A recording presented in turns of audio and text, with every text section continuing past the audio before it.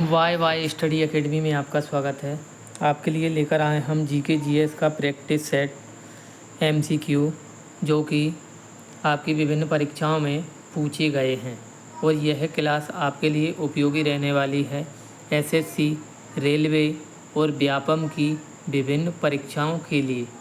तो दोस्तों आइए स्टार्ट करते हैं आज की क्लास को। और आज आपका पहला क्वेश्चन है, हाथी गुफा शिलालेख किसके द्वारा उत्कीर्ण कराया गया था? यहाँ पर आपका आंसर हो जाएगा हाथी गुफा शिलालेख आपका कलिंग नरेश खारवेल से संबंधित है। कलिंग पर युद्ध या फिर कलिंग पर आक्रमण अशोक के द्वारा सन 261 ईसा पूर्व में किया गया था। अपने राज्य अभिषेक के 8वें वर्ष के उपरांत बिंबिसार दोस्तों आपका हर्यक वंश का शासक था। अगला क्वेश्चन है, मौर्य काल में निम्न में से कौन सा अधिकारी अकारा अध्यक्ष के रूप में जाना जाता था? यहाँ पर आपका आंसर हो जाएगा अकारा अध्यक्ष के रूप में खानों का अधीक्षक जो होता था उसको कहा जाता था। अगला क्वेश्चन है, मौर्य साम्राज्य में जिला प्रशासन के लिए कौन जिम्मेदार था? यहाँ पर आपका आंसर हो जाएगा जिला प्रशासन के लिए जिम्मेदार आपका कोषाध्यक्ष होता था। अगला क्वेश्चन है, अशोक के शासनकाल में मौर्य साम्राज्य की राजधानी क्या थी? यहाँ पर आपका आंसर हो जाएगा अशोक के शासनकाल में मौर्य साम्राज्य की राजधानी पाटलिपुत्र थी। पाटलिपुत्र शहर की स्थापना हर्यक वंश के शासक उदयन के द्वारा की गई थी और उसको अपनी राजधानी भी बनाया था। उज्जैन आपकी राजधानी चंद्रगुप्त विक्रमादित्य की थी। अयोध्या दोस्तों आपका सरयू नदी के किनारे स्थित है। अगला क्वेश्चन है, वैदिक काल की अर्थव्यवस्था मुख्य रूप से किस पर आधारित थी?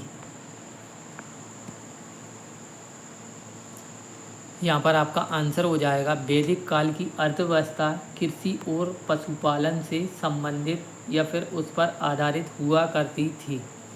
पशुपालन में दोस्तों गाय को सबसे उत्तम माना जाता था और गाय को वैदिक काल में अगन्या, जिसको ना मारे जाने योग्य की श्रेणी में रखा जाता था। अगला क्वेश्चन है, गुप्त काल के किस धातु के सिक्कों को रूपक के रूप में जाना जाता था?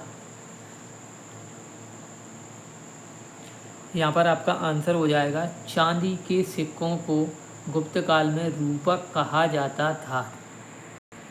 गुप्त काल के समय को भारतीय इतिहास का स्वर्ण युग के नाम से भी जाना जाता है। अगला क्वेश्चन है, पुरुष सूक्त का उल्लेख निम्न में से किस वेद में है?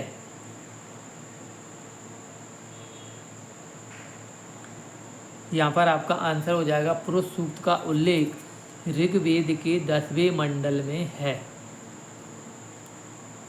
ऋग्वेद का 3रा मंडल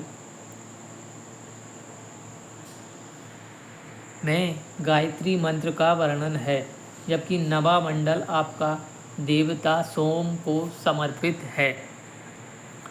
अगला क्वेश्चन है, गुप्त काल में गणित में किस महत्वपूर्ण प्रणाली का विकास हुआ? यहाँ पर आपका आंसर हो जाएगा गुप्त काल में आपका दशमलव संकेतन प्रणाली का विकास हुआ था। अगला क्वेश्चन है, राखी गढ़ी सिंधु घाटी स्थल कहाँ स्थित है? यहाँ पर आपका आंसर हो जाएगा राखी गढ़ी सिंधु घाटी सभ्यता का हरियाणा में स्थित है। अगला क्वेश्चन है, निम्न में से कौन सा त्योहार राजकुमार सिद्धार्थ गौतम के जन्मदिन से संबंधित है? यहाँ पर आपका आंसर हो जाएगा राजकुमार सिद्धार्थ गौतम के जन्मदिन को बुद्ध पूर्णिमा के नाम से जाना जाता है। अगला क्वेश्चन है, मौर्य साम्राज्य का तीसरा शासक कौन था?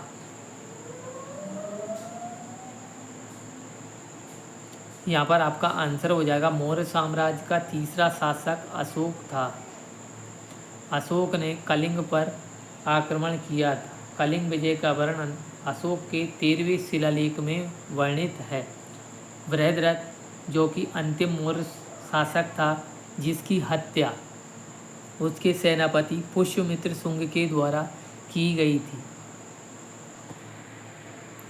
अगला क्वेश्चन है, गौतम बुद्ध ने अपने उपदेश किस भाषा में दिए थे?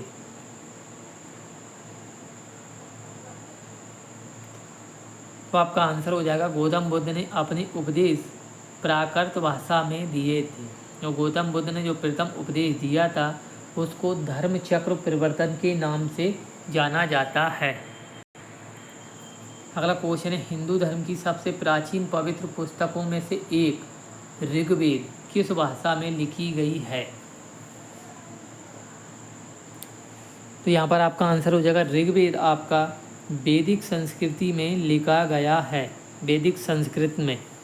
हिंदी दोस्तों, हिंदी आपकी देवनागरी लिपि में लिखी जाती है और 14 सितंबर को हिंदी दिवस के रूप में मनाया जाता है। जबकि पंजाबी भाषा आपकी गुरुमुखी लिपि में लिखी जाती है। अगला क्वेश्चन है, निम्न में से कौन सा वंश संगम काल से संबंधित नहीं है? यहाँ पर आपका आंसर हो जाएगा संगम काल से संबंधित नहीं है आपका गुप्त वंश। चोल वंश की स्थापना विजयालय के द्वारा की गई थी। अगला क्वेश्चन है आपका, हड़प्पा सभ्यता की अर्थव्यवस्था मुख्य रूप से किस पर आधारित थी? यहाँ पर आपका आंसर हो जाएगा हड़प्पा सभ्यता की अर्थव्यवस्था मुख्य रूप से कृषि और व्यापार पर आधारित थी। तो दोस्तों, आपको ये हमारा प्रैक्टिस सेट कैसा लग रहा है प्लीज़ लाइक और कमेंट करके बताएं और हमारे चैनल को सब्सक्राइब करें। मिलते हैं अगली क्लास में। जय हिंद, जय भारत, जय बाबा साहब, जय संविधान।